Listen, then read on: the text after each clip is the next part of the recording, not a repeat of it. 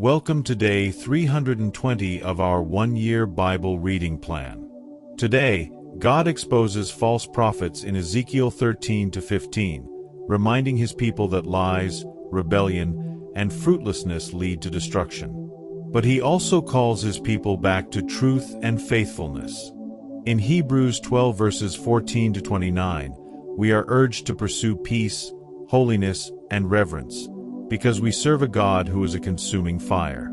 Let's dive in. Ezekiel chapter 13. The word of the Lord came to me, Son of man, prophesy against the prophets of Israel who are now prophesying. Say to those who prophesy out of their own imagination, hear the word of the Lord. This is what the sovereign Lord says. Woe to the foolish prophets who follow their own spirit and have seen nothing. Your prophets, Israel, are like jackals among ruins. You have not gone up to the breaches in the wall to repair it for the people of Israel, so that it will stand firm in the battle on the day of the Lord. Their visions are false and their divinations a lie.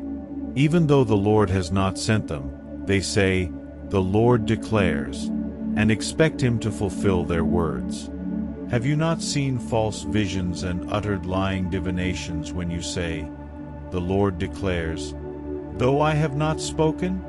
Therefore this is what the sovereign Lord says, because of your false words and lying visions, I am against you, declares the sovereign Lord. My hand will be against the prophets who see false visions and utter lying divinations. They will not belong to the council of my people or be listed in the records of Israel, nor will they enter the land of Israel. Then you will know that I am the sovereign Lord. Because they lead my people astray, saying, peace, when there is no peace, and because, when a flimsy wall is built, they cover it with whitewash, therefore tell those who cover it with whitewash that it is going to fall. Rain will come in torrents, and I will send hailstones hurtling down, and violent winds will burst forth. When the wall collapses, will people not ask you, where is the whitewash you covered it with? Therefore this is what the sovereign Lord says, in my wrath I will unleash a violent wind, and in my anger hailstones and torrents of rain will fall with destructive fury. I will tear down the wall you have covered with whitewash and will level it to the ground so that its foundation will be laid bare. When it falls, you will be destroyed in it, and you will know that I am the Lord. So I will pour out my wrath against the wall and against those who covered it with whitewash. I will say to you, the wall is gone and so are those who whitewashed it, those prophets of Israel who prophesied to Jerusalem and saw visions of peace for her when there was no peace, declares the sovereign Lord. Now, Son of man, set your face against the daughters of your people who prophesy out of their own imagination. Prophesy against them and say, this is what the sovereign Lord says.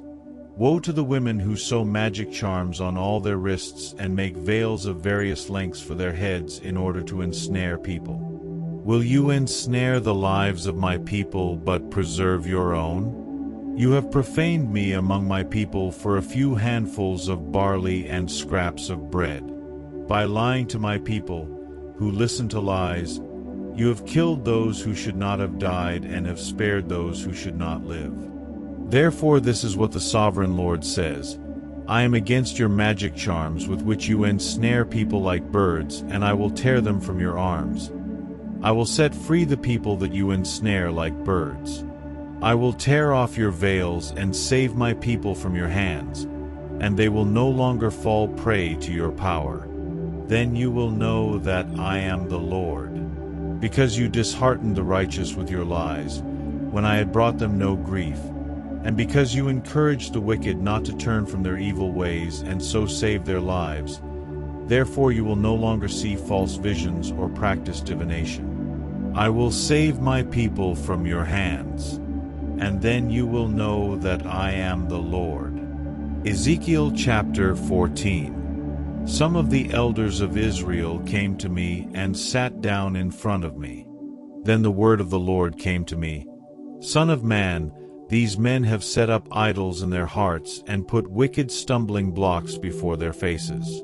Should I let them inquire of me at all? Therefore speak to them and tell them, this is what the Sovereign Lord says. When any of the Israelites set up idols in their hearts and put a wicked stumbling block before their faces and then go to a prophet, I the Lord will answer them myself in keeping with their great idolatry. I will do this to recapture the hearts of the people of Israel, who have all deserted me for their idols. Therefore say to the people of Israel, this is what the Sovereign Lord says, repent. Turn from your idols and renounce all your detestable practices.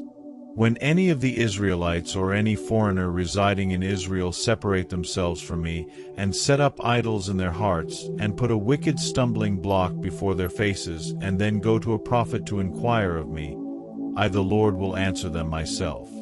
I will set my face against them and make them an example and a byword. I will remove them from my people. Then you will know that I am the Lord. And if the prophet is enticed to utter a prophecy, I the Lord have enticed that prophet, and I will stretch out my hand against him and destroy him from among my people Israel. They will bear their guilt. The prophet will be as guilty as the one who consults him. Then the people of Israel will no longer stray from me, nor will they defile themselves any more with all their sins. They will be my people, and I will be their God, declares the Sovereign Lord. The word of the Lord came to me, Son of man, if a country sins against me by being unfaithful and I stretch out my hand against it to cut off its food supply and send famine upon it and kill its people and their animals, even if these three men, Noah, Daniel, and Job, were in it, they could save only themselves by their righteousness, declares the Sovereign Lord. Or if I send wild beasts through that country and they leave it childless and it becomes desolate so that no one can pass through it because of the beasts, as surely as I live, declares the Sovereign Lord, even if these three men were in it, they could not save their own sons or daughters. They alone would be saved, but the land would be desolate. Or if I bring a sword against that country and say, let the sword pass throughout the land, and I kill its people and their animals, as surely as I live, declares the Sovereign Lord, even if these three men were in it, they could not save their own sons or daughters. They alone would be saved. Or if I send a plague into that land and pour out my wrath on it through bloodshed, killing its people and their animals, as surely as I live, declares the Sovereign Lord, even if Noah, Daniel, and Job were in it, they could save neither son nor daughter. They would save only themselves by their righteousness. For this is what the Sovereign Lord says, how much worse will it be when I send against Jerusalem my four dreadful judgments, sword and famine and wild beasts and plague, to kill its men and their animals. Yet there will be some survivors, sons and daughters who will be brought out of it. They will come to you, and when you see their conduct and their actions, you will be consoled regarding the disaster I have brought on Jerusalem, every disaster I have brought on it. You will be consoled when you see their conduct and their actions, for you will know that I have done nothing in it without cause, declares the Sovereign Lord. Ezekiel chapter 15. The word of the Lord came to me, Son of man, how is the wood of a vine different from that of a branch from any of the trees in the forest? Is wood ever taken from it to make anything useful? Do they make pegs from it to hang things on? And after it is thrown on the fire as fuel, and the fire burns both ends and chars the middle, is it then useful for anything? If it was not useful for anything when it was whole, how much less can it be made into something useful when the fire has burned it and it is charred? Therefore this is what the Sovereign Lord says, as I have given the wood of the vine among the trees of the forest as fuel for the fire, so will I treat the people living in Jerusalem. I will set my face against them. Although they have come out of the fire will yet consume them. And when I set my face against them, you will know that I am the Lord. I will make the land desolate because they have been unfaithful, declares the sovereign Lord. Hebrews chapter 12, 14-29. Make every effort to live in peace with everyone and to be holy. Without holiness no one will see the Lord. See to it that no one falls short of the grace of God, and that no bitter root grows up to cause trouble and defile many. See that no one is sexually immoral, or is godless like Esau, who for a single meal sold his inheritance rights as the oldest son. Afterward, as you know, when he wanted to inherit this blessing, he was rejected. Even though he sought the blessing with tears, he could not change what he had done. You have not come to a mountain that can be touched and that is burning with fire, to darkness, gloom, and storm, to a trumpet blast, or to such a voice speaking words that those who heard it begged that no further word be spoken to them, because they could not bear what was commanded. If even an animal touches the mountain, it must be stoned to death. The sight was so terrifying that Moses said, I am trembling with fear. But you have come to Mount Zion, to the city of the living God, the heavenly Jerusalem. You have come to thousands upon thousands of angels in joyful assembly, to the church of the firstborn, whose names are written in heaven. You have come to God, the judge of all, to the spirits of the righteous made perfect, to Jesus the mediator of a new covenant, and to the sprinkled blood that speaks a better word than the blood of Abel. See to it that you do not refuse him who speaks.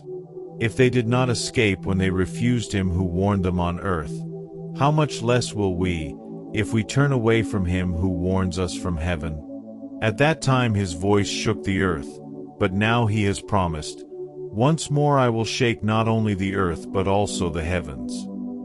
The words, once more, indicate the removing of what can be shaken, that is, created things, so that what cannot be shaken may remain. Therefore, since we are receiving a kingdom that cannot be shaken, let us be thankful, and so worship God acceptably with reverence and awe, for our God is a consuming fire.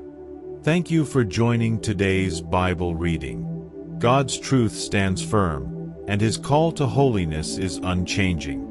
Let today's reading push you to cling to what is true, live in peace, and worship God with awe. See you tomorrow for day 321.